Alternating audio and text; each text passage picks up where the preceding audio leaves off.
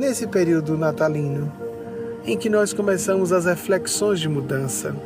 O período natalino é simbólico. Nós sabemos que o 25 de dezembro era o período de festejo pagão do solstício de inverno aqui no hemisfério norte. Em 25 de dezembro, de fato, seria a celebração do solstício de inverno. No hemisfério sul é que temos o solstício de verão. É o inverso, não é? Como todos sabemos disso. Na verdade, era celebrado em 25 de dezembro. Hoje considera-se que seja o 22 de dezembro, que converte aqui o outono em inverno. É isso mesmo, isso. E no Brasil, no hemisfério sul, nós convertemos a primavera em verão. Então, nessa época que era um culto pagão do solstício, porque as pessoas ficavam apavoradas, era o inverno chegando, um inverno que assustava povos primitivos que dependiam muito do sol para tudo. Os sistemas de aquecimento das casas eram, como nós sabemos, a base de lareiras, mas as lareiras do passado mesmo remoto eram muito primitivas. As casas ficavam intoxicadas com fumaça, né, muito seladas, então as pessoas ficavam com ar viciado, não só o gás carbônico da respiração das pessoas, mas o monóxido de carbono da queima do fogo, da combustão do fogo, e sem contar a queima dos materiais, dependendo do tipo de madeira, o que fosse. Então vejam, como o inverno, isso para aquecer sofrivelmente, de forma deficiente, as casas, muito rústicas, que isso estamos falando do início da era cristã. Nós estamos falando de 2, 3 séculos em que a lareira era bonitinha, já tinha toda uma tecnologia de a fumaça subir pela lareira, né? Não, ligava-se o fogo dentro da casa. Por muito tempo as pessoas ficavam trancadas em celeiros juntos com os animais, para usar o corpo dos animais para se aquecerem. Olhem que loucura, na Europa nórdica. E as pessoas ficavam no estado de sonolência, de torpor, com o próprio frio, para economizar energia, porque tinha pouca comida que eles acumulavam no percurso de um verão de 3 meses, de um período de cultivo de apenas 3 meses, isso falando da Europa nórdica, para acumularem grãos, basicamente, não é? Para alimentar os animais e as próprias pessoas, todas trancadas no mesmo ambiente. Elas passavam quase todo o tempo dormindo, acordavam para comer e voltavam a dormir, alimentavam os bichos e voltavam a dormir, como uma forma de economizar energia. Tempos horríveis. Então tudo isso foi convertido em o festejo ao Deus Sol. As autoridades eclesiásticas do início da era cristã quiseram converter essa festa pagã muito significativa na época, porque era uma forma de forma apotropaica, ou seja, por movimentos mágicos, não é? A ideia do ritualismo como meio de barganhar e subjugar forças celestes, um religiosismo cheio de superstições, pervagado de toda ordem de terror místico e temor místico, místico no sentido ruim da palavra, e transformaram isso no nascimento do nosso Senhor Jesus, o Deus Sol, o Sol nascente. Muito bem, agora lembremos que faria sentido nenhum Jesus ter nascido em 25 de dezembro se nós começamos a contar a nossa era com o nascimento dele. Então deveria ser celebrado o nascimento de Jesus em 1º de janeiro.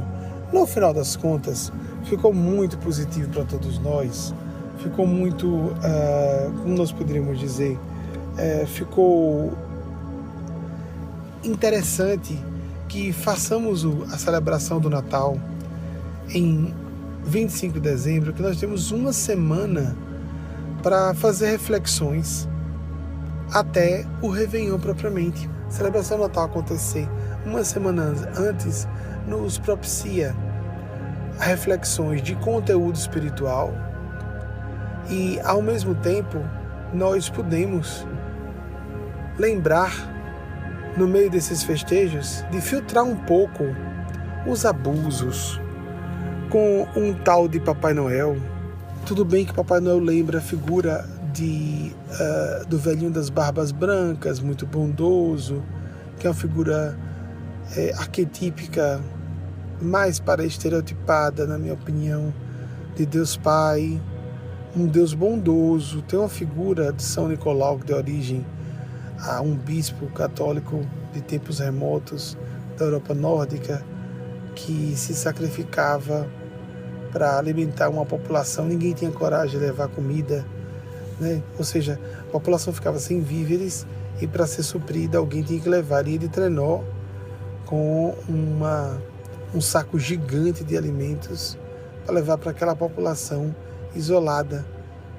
E esse bispo corajoso, né, da Europa nórdica foi considerado uma figura santificada, etc., de origem à figura do Papai Noel, o Santa Claus, que é o São Nicolau da Europa nórdica.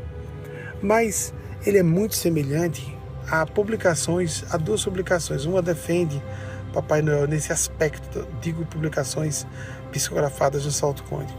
Defende Papai Noel como uma figura do Deus bondoso, o Deus que nos traz presentes, graças e bênçãos, e uma outra que condena, lembrando que essa figura é o Rei Momo, obeso, cheio de gargalhada, e chamando a atenção das pessoas para os bens e os presentes materiais, a vida material. E nós temos uma opulência e um exagero, há excessos na alimentação nesse período. As pessoas lamentam universalmente disso, se lamentam disso. Há um exagero na ideia de troca de presentes materiais. E nós esquecemos que esses presentes e essa opulência são representações simbólicas. Os presentes das graças e abundância de Deus, das graças e bênçãos de Deus, que passam pelo mundo material, mas não se restringem a ele. E no que diz respeito à opulência, é lembrar a abundância, não o excesso. Dessa opulência das mesas de Natal e da comida a mais.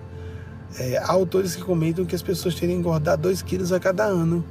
E em 10 anos estão 20 quilos mais obesas, só com os 2 quilos que se adquirem mais ou menos na época das festas de final de ano.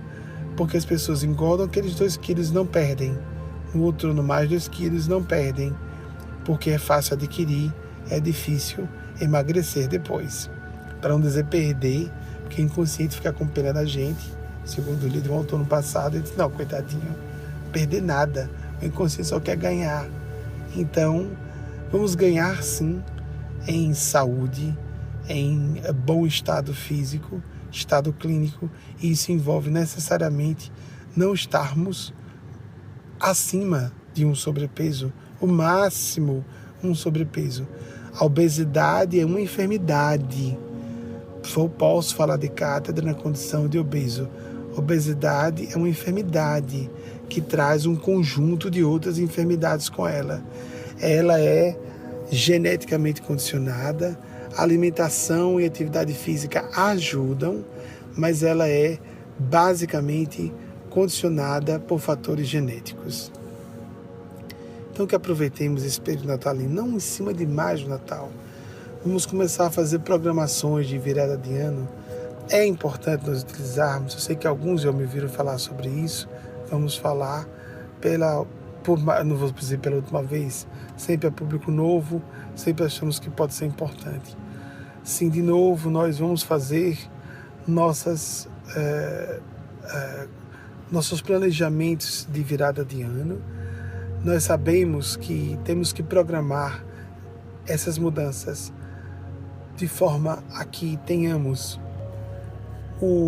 A mudança tem que ser objetiva e tem que ser razoável. Basicamente, esses 2 pontos são muito importantes. Nós temos que tornar a mudança monitorável, então estabelecer uma quantificação da mudança para que nós possamos observar se estamos realizando aquela mudança. Ou estabelecer, não quero ler menos que 15 minutos por dia, meia hora por dia. Se a pessoa exagerar na medida, pode fazer 1 ou 2 dias, não conseguir durante nem 3 ou 4, e a frustração, segundo estudiosos, por não ter realizado o que se planejou, subtrai forças da autoestima da pessoa e ela vai ter menos energia, menos autoconfiança. É uma energia psicológica, emocional, mas é importante. Menos autoconfiança vai se irradiar em todas as áreas da vida da pessoa.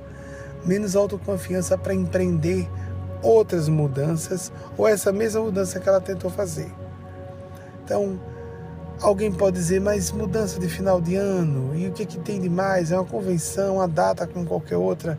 Mas vamos lembrar mais uma vez, como dissemos em outros anos, há uma energia criativa no ar, poderosa, há uma energia significativa, criativa, de milhões de pessoas nesse estado de expectativa, nesse estado de evocação da criatividade, da mudança, da transformação, da melhoria pessoal. E essa energia pode alavancar psiquicamente a mudança de muita gente. Alguns vão aproveitar. Existe uma força, uma participação mystique, uma força coletiva de que nós podemos fazer parte para empreender essas mudanças. Ou deixarmos passar a oportunidade de uma mudança para melhor. É arbitrária a definição de datas? Não tanto. Nós temos aí, como falei, existe o solstício de inverno e de verão, porque existem fenômenos mesológicos relacionados às estações que a Terra atravessa. Essas estações existem. Há datas estipuladas mais ou menos para definir um ponto equidistante entre uma estação e outra, tanto que no passado se considerava dia 25 de dezembro e hoje, com a geografia científica, 22 de dezembro, tanto para a entrada de inverno aqui, como para a entrada de verão no hemisfério sul. E existe sim até uma força geofísica, e tudo isso relacionado ao traslado da Terra, a traslação, né? Ao traslado da Terra em torno do Sol. Então, há um fenômeno até astrofísico relacionado a isso. Então, não é tão assim arbitrário, não é tão convencional no sentido de alguém decidiu e ponto final. E se fosse só arbitrário, tornando-se cultural, havendo um calendário que bilhões de pessoas no mundo seguem, isso seria já motivo suficiente para nós levarmos a sério e aproveitarmos essa oportunidade. Há também uma questão importante a considerarmos, é que mesmo os presentes materiais, mesmo o encontro para refeições lautas, com exageros naturais, não tem como não haver excessos nesse período. Inclusive porque às vezes a pessoa, e como é comum isso, né? Não vou dizer às vezes não, comumente pessoas precisam passar por várias casas de familiares e fica quase grosseiro a pessoa não provar alguma coisa das refeições de festejo de cada uma dessas casas. Mas mesmo nesse momento de partilhar da mesa, trocar presentes materiais, há um movimento de fraternidade, há um movimento de tentar aplacar ânimos exaltados ou animosidades mais crônicas, aquelas desavenças e prevenções antigas entre certos familiares, sejam familiares biológicos, sejam familiares agregados, pessoas que casaram com parentes biológicos e que estão na família há muitos anos e tornam-se, é claro, parte da família, tornam-se pais ou mães de elementos da família biológica. Então, até quem dá valor excessivo aos elementos biológicos familiares, mesmo para essas pessoas, existe esse elemento. E entre amigos e amigas, a família espiritual, nós vamos, por exemplo, celebrar a nossa festa. As empresas têm costumam ter tradicionalmente suas festas, suas celebrações de Natal. Gosto muito da expressão celebração, inclusive, porque comemoração vem de comer. Então, normalmente eu prefiro dar a ideia de celebrar. Nós podemos celebrar sem comida e podemos celebrar também com comida. Então, não há nada de errado em si na troca de presentes. Mas o cartão de Natal, por exemplo, que vem junto com o presente, por que não utilizarmos também desse recurso?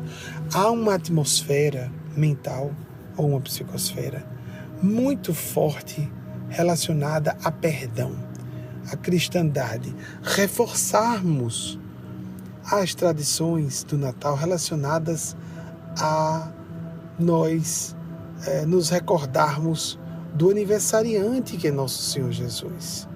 Então, tudo o que for de música natalina que nos remeta a isso, quem tem crianças, fazer o presépio, pecinhas de teatro, no Brasil há pouca tradição de dramaturgia, estimularmos isso nas famílias, de as crianças atuarem. Houve uma vez na minha infância em que eu participei de uma peça de teatro, não gostei, me senti ridículo, porque não há o culto na nossa... Porque tinha tios rindo, zombando do momento, não é no singular mesmo, tinha, né? É significando desistir. Então tinha tios rindo zombando, né? Então a gente se sentia ridículo na história, porque teatro era coisa de menina. Vejam quanto absurdo, né? Aqui meninos e meninas são orientados e obrigados pelo currículo escolar a estudarem artes, música, teatro, e cada um vai seguindo suas predileções, que instrumento, tem que aprender um instrumento musical, porque uma coisa é aprender música, são obrigados a... Que maravilha isso! Não somos obrigados a aprender matemática, um idioma estrangeiro que no Brasil não se discute que seja preferencial aprendermos o inglês, porque não só é idioma universal dos nossos dias, como é um idioma bem mais distante em sua raiz, em toda a sua estrutura, quase, na boa parte da sua estrutura linguística é diferente da nossa, do que o espanhol, que é muito mais fácil aprender até adulto. Então, recomende-se. Então, isso peço a vocês, que quando algum jovem, alguma criança estiver com dúvida, pode, vou aprender espanhol porque é mais fácil. Mas é por preguiça mesmo que a pessoa vai estudar espanhol. Não é mais fácil, vai ser importante do futuro, que o Mercosul, etc. Não, isso se aprende em qualquer época, dá-se um jeito. Agora, em inglês não dá-se um jeito, não. Não é tão simples assim.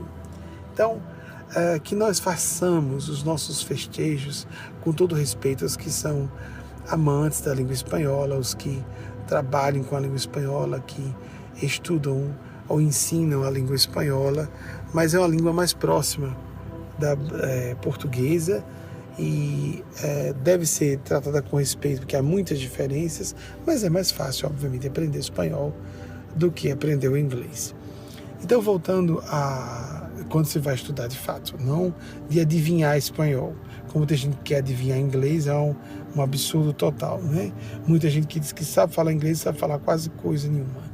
Então, que nós criemos esses cultos, favoreçamos as boas tradições, não trazer só aceitar, não há como nós confrontarmos a cultura consumista, todo o império hipnótico da mídia que vai bombardear crianças e adolescentes com a ideia de que elas têm que comprar presentes, ganhar presentes, e até elas mesmas comprarem, né, para as festinhas de colégio, amigos secretos, para facilitar comprarem-se menos presentes. Então cada criança compra um presente, ou no trabalho cada pessoa compra um presente só, em vez de dar um presente para cada um.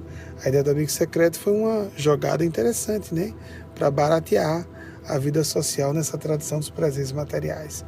Mas lembrarmos disso, as pessoas tomarem palavra para falarem dos aspectos espirituais da família, das pessoas que mais querem bem, por que querem bem, de trazerem os aspectos positivos das pessoas mais problemáticas, a público, diante de todos. Todos teriam oportunidade de falarem, de se exprimirem seus sentimentos. Nós somos uma cultura, temos dito ano sobre ano, muito pobre em ritos de passagem. Já somos uma cultura pobre em ritos de passagem. E nós ainda vamos ignorar os poucos que sobreviveram a essa era de cinismo, materialismo, condenação? Então é hora de nós fazermos, nós que somos uma linha espiritual laica quanto possível, desligada de dogmatismos, de igrejismos, de formas doutrinárias de lavagem cerebral, porque é assim que são de fato, dos meios de religião formalmente organizada, afastando-nos desses meios, mas por que não alimentar o que há de bom nesses meios? Então a minha opinião é de que nós não nos desliguemos completamente das tradições, aproveitemos os seus pontos positivos, agreguemos outros que faltam, e sobre essa estrutura de convenções estabelecidas, vem Papai Noel, a figura de Gabriel Cristo, do Deus Pai amoroso, que traz bênçãos de felicidade, paz e saúde também, de desencarne para quem está muito doente. Meu avô materno desencarnou no dia do Natal, exatamente o 25 de dezembro, não a véspera, às 3 horas da manhã de 25 de dezembro.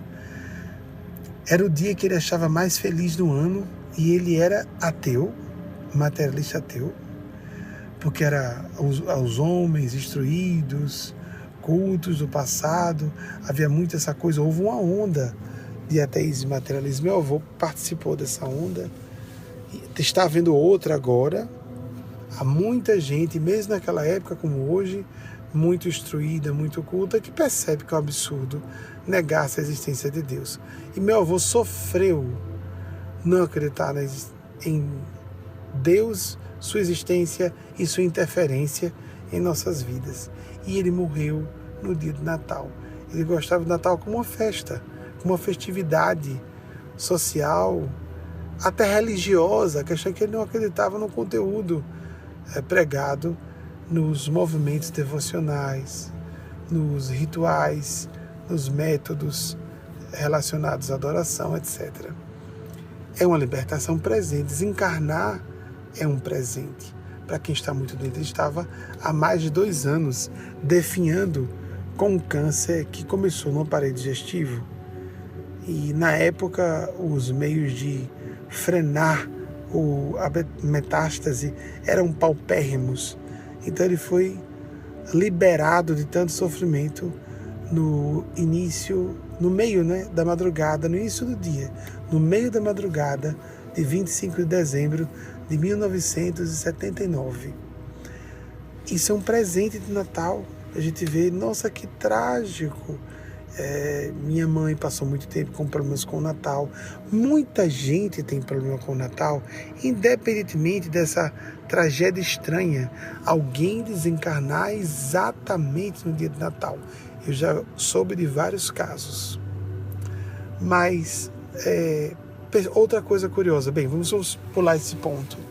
A festa de Natal de tal modo, e as festas de Natal de tal modo favorecem a conciliação, que muitas pessoas nascem em final de setembro, início de outubro, é o período do ano onde há mais nascimento de pessoas, porque os casais costumam se conciliar nessa época e também fazerem sexo mais. Então, com a conciliação familiar doméstica, até com esses efeitos, mais espíritos têm oportunidade de reencarnar. Olhem que maravilha, até isso existe. Vocês acreditam que existe isso? Muito bem. Agora, voltando, não só pessoas que perderam entes queridos no Natal, normalmente Natal é uma época nostálgica e triste para muita gente, ou com uma face triste e significativa, porque à medida que os anos vão passando, nós vamos nos relembrando de quantas pessoas muito caras ao nosso coração já passaram para outra existência. Nós não temos, como disse uma autora americana, uma noção nem vaga, quando crianças, da importância, quando temos uma boa relação, com avós dos dois sexos, né, dos dois gêneros, de como eles serão importantes para as nossas vidas, são importantes na nossa formação de personalidade, de acordo com o grau de convívio e de influência dessas personalidades. Mas nós não temos noção de como essas pessoas costumam ser importantes. Quando crianças e com uma boa relação com os avós, nós temos uma perspectiva de tempo muito diferente de quando somos adultos. Nós não sabemos o que são 2, 3, 5, 10 anos de convívio na infância ou na adolescência. Algumas pessoas são premiadas. A longevidade está sendo um presente especial dos novos recursos medicamentosos, cirúrgicos e dos novos hábitos, sugestões alimentares, os novos hábitos de saúde, atividade física, etc. Há pessoas que estão perdendo avós na minha idade, não é?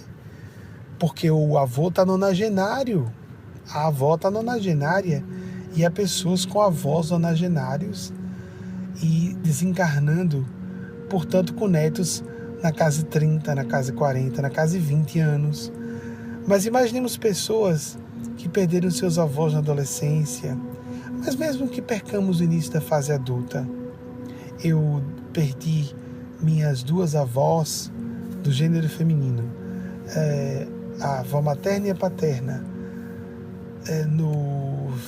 uma no meio da casa de 20 anos, eu tinha 25 anos, minha avó materna, com quem eu tinha mais intimidade, e minha avó paterna quando eu tinha acabado de completar, e estava na iminência de completar 31 anos.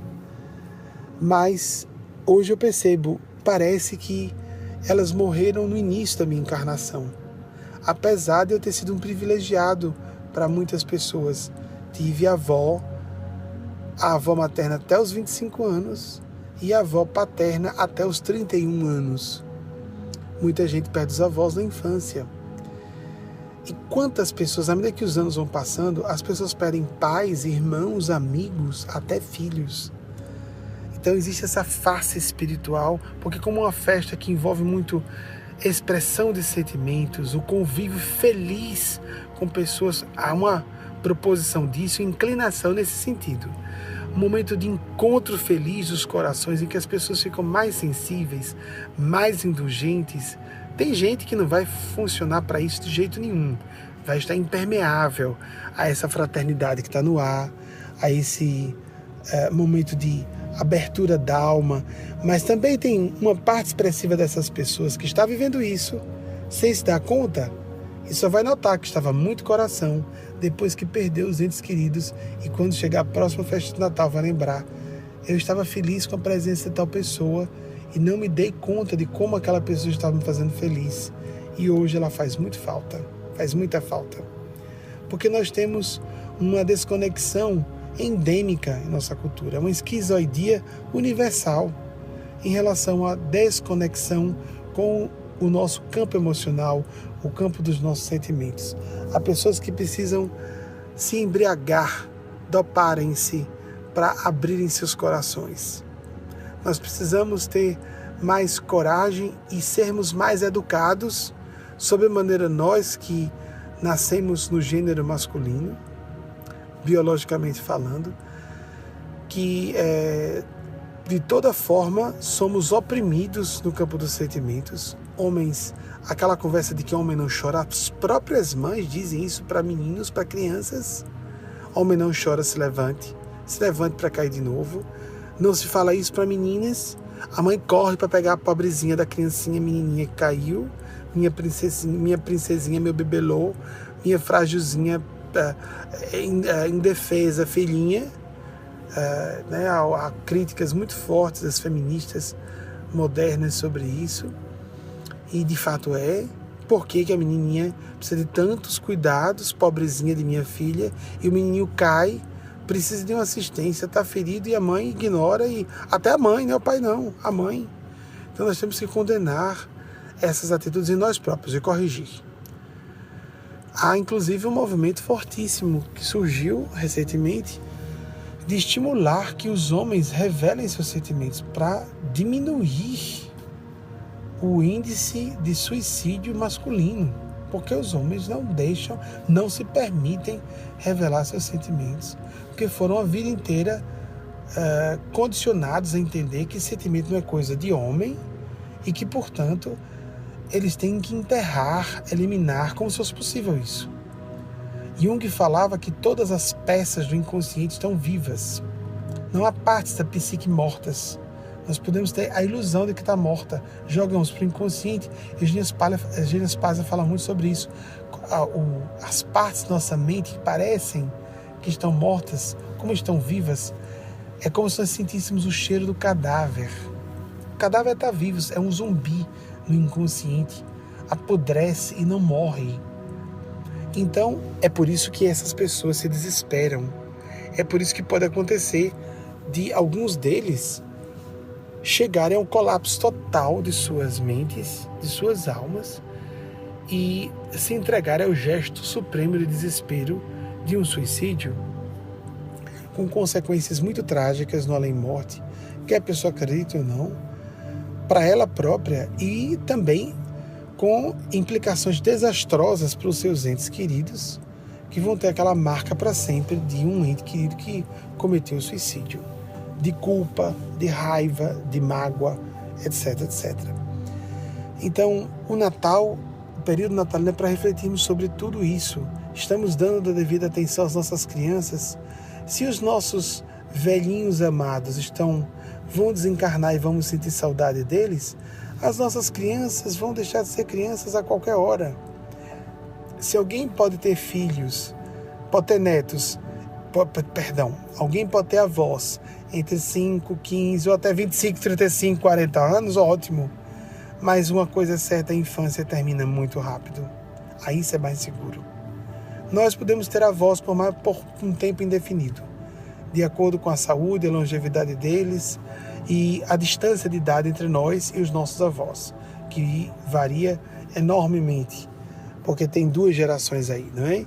No meio, não só a geração dos pais, mas os avós, e de acordo com a demora que alguém, ou presteza, eficiência em parir, nós podemos ter avós muito próximos de nós, só 40 anos mais velhos, digamos, ou avós 60 anos, 70 anos mais velhos que nós.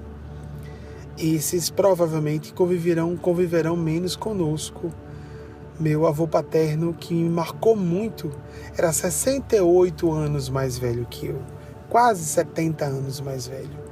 Eu só convivi com ele até os meus 9 anos de idade.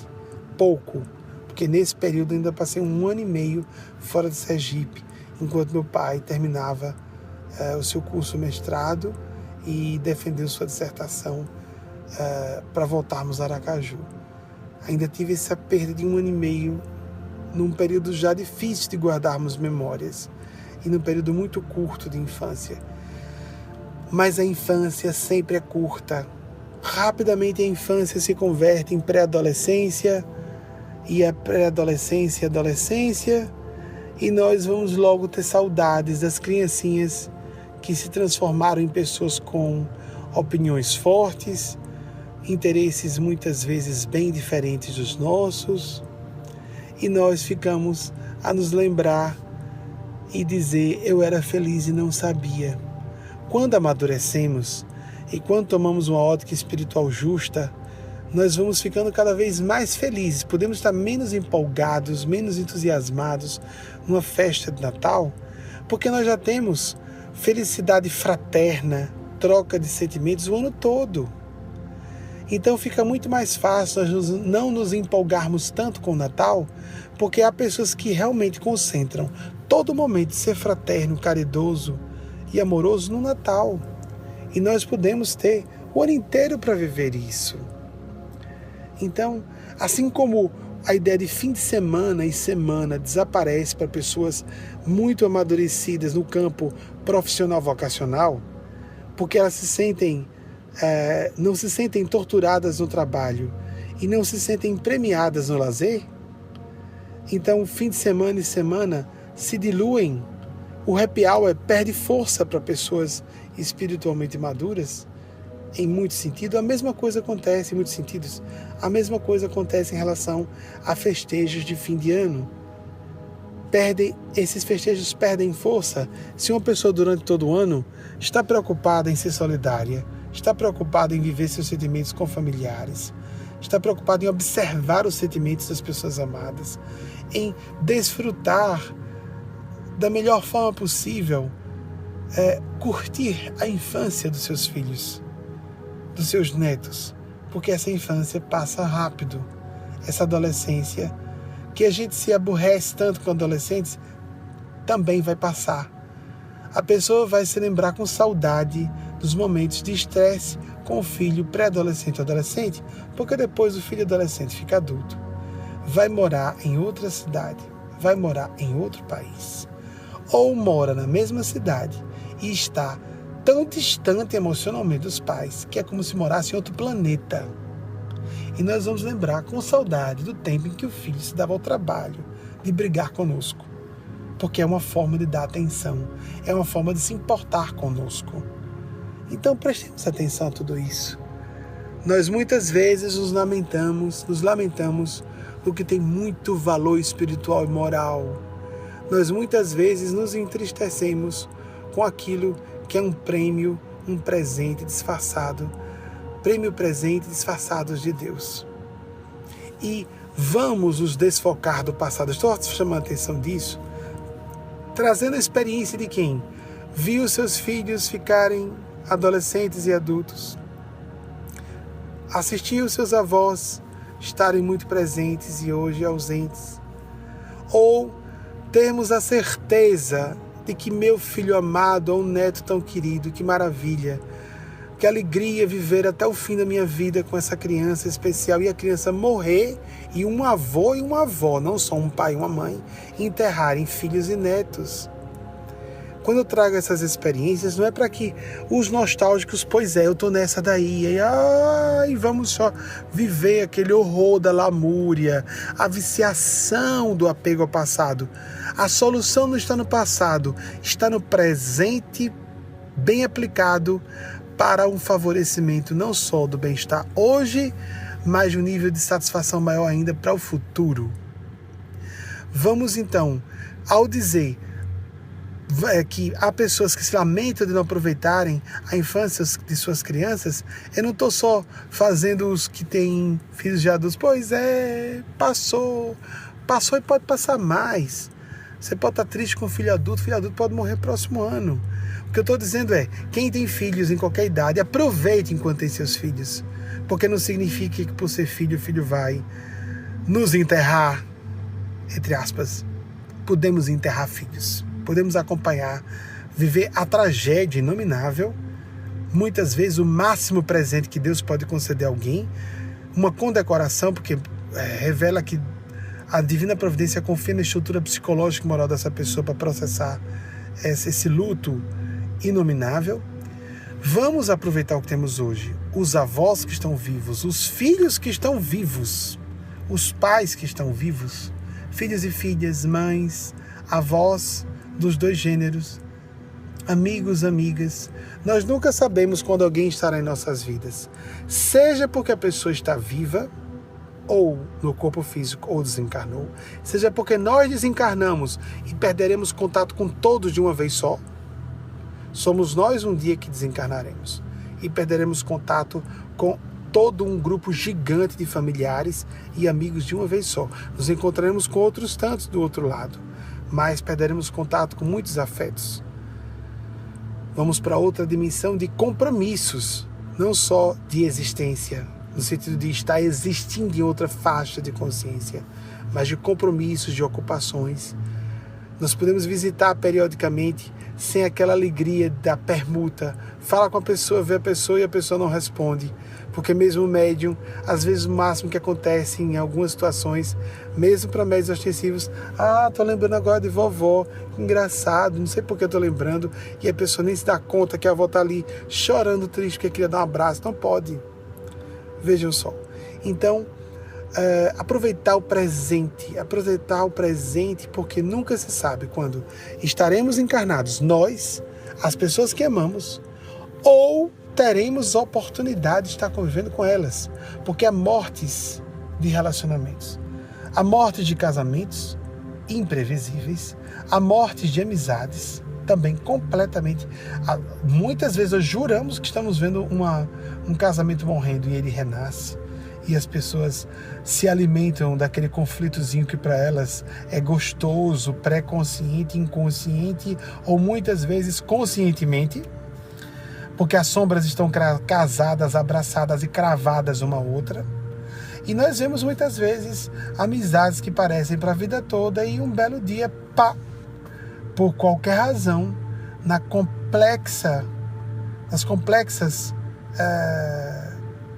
nos complexos eventos, nas complexas interações do universo humano, simplesmente nós não temos como antecipar que uma amizade, um relacionamento afetivo, um relacionamento familiar pode estar na iminência de ser terminado.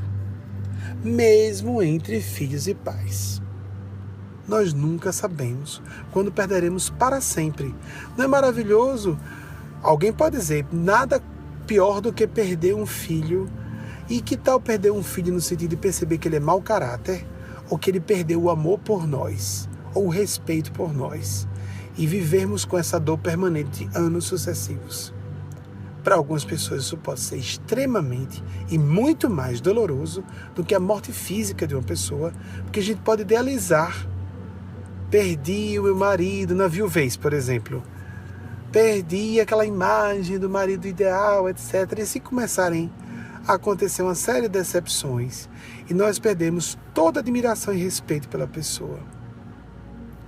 E mais, marcarmos o nosso coração, o que é um erro, lógico, para não nos abrirmos a novos relacionamentos conjugais ou amicais, ou o que seja. Há pessoas por uma decepção com um amigo ou um cônjuge, desesperam do ser humano, como se ninguém prestasse, como se ninguém fosse digno mais de nossa confiança. Então valorizemos, essa é uma época de valorizarmos os sentimentos, renascermos, fazer ressurgir das cinzas, como a fênix da mitologia grega, fazermos ressurgir das cinzas a nossa confiança no ser humano. Posso dizer a vocês, de cátedra, por experiência, ouvi de pessoas mais velhas no passado, você é jovem, não viveu bastante as desilusões para saber. Nunca vivi amizades tão maravilhosas como vivo hoje. Nunca vivi um casamento tão maravilhoso como vivo hoje. Nunca vivi um relacionamento com minha fé tão bom como hoje. Nunca vivi um relacionamento no seio social a que pertenço, que se formou em torno de minha pessoa e de meu trabalho, como hoje, com todos os conflitos, problemas naturais, desafios, confrontos aqui ou ali, que existem em quaisquer gêneros de relacionamento. Não transformemos desafios em desastres. Não transformemos situações que são de incentivo ao crescimento em tragédia. Trampolins para o crescimento em tragédia pessoal. Nada é irreversível, nem a morte física. Vamos nos reencontrar com essas pessoas que perdemos para a morte física. Nós também vamos morrer fisicamente. Nós também vamos nos libertar do peso da matéria. Por enquanto, uma bênção excepcional. Afirmo a vocês, então, de cátedra, de experiência pessoal, e muitos de vocês e muitas de vocês aqui na nossa organização sentem isso. É mesmo. Agora eu sinto que eu tenho amigos de verdade e amigas de verdade. Dentro e fora da instituição. Estou dizendo que seja só aqui dentro, não.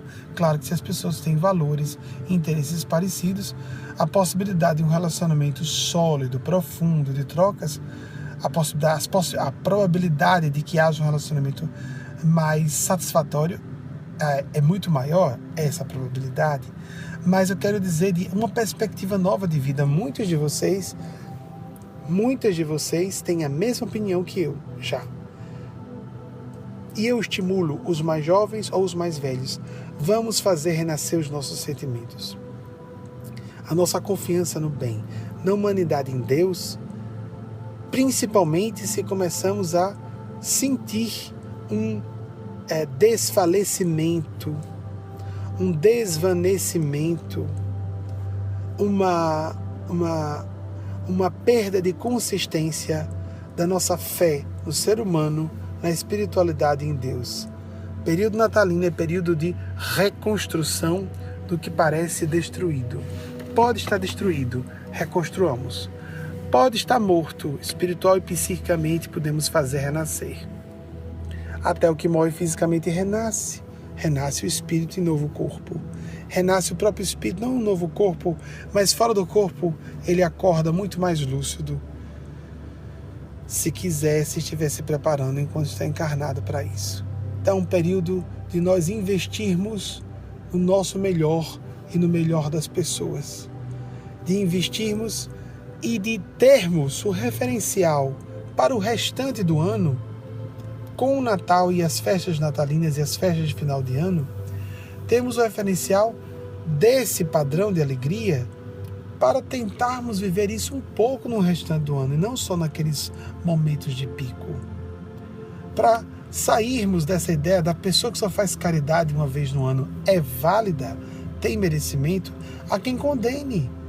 Mas quem condena a pessoa que faz caridade uma vez no ano, geralmente é a pessoa que não faz caridade em momento nenhum. Aí acha ruim que o outro faz uma atividade caritativa pelo menos uma vez no ano. Que transformemos a fraternidade, o exercício do perdão, a troca de presentes como um símbolo, às vezes um presente material, baratinho, simples. Lembrei-me de você. Já está sendo dito ali. As pessoas não necessariamente estão trocando presentes no período de Natal. As tradições estão perdendo força. As pessoas estão em crise financeira. Então, por que não pensarmos em presentes simples, baratos, mas que revelem, que tenham muito mais significado emocional, espiritual e revelem uma intenção de agradar e dizer, lembrei-me de você. Que esse período em que nós transformamos, não deixemos que a crise financeira ou o pessimismo por questões político-econômicas abatam as nossas tradições, na parte positiva delas, abatam o nosso propósito de viver o nascimento, o renascimento de Jesus em nossos corações. Por quantos séculos temos passado pelo Natal? E por quanto tempo ainda vamos sentir Jesus distanciado, um Jesus bebê, um Jesus que não fica adulto? Por isso que a Páscoa, com a festividade da ressurreição, é tão fraca em nossa cultura, porque nós não conseguimos entender muito bem, não sentimos o Jesus adulto. O Cristo Maria ou o Cristo Jesus adulto, adulta dentro de nós. Mas então que esse bebê nasça de uma vez. Vamos tentar fazê-lo nascer. O nosso bebê interior, o Cristo bebê interior. Nascer significa não só nascer e ser natimorto, ou nascer e morrer recém-nascido, pouco tempo depois, mas nascer e continuar vivo, durante o ano todo, todos os anos, sempre. Um beijo no coração de cada uma e cada um, que Nossa Senhora e Nosso Senhor nos protejam, nos abençoem, nos iluminem, irmão pelos laços do Espírito, acompanhado dos nossos orientadores espirituais, Benjamin.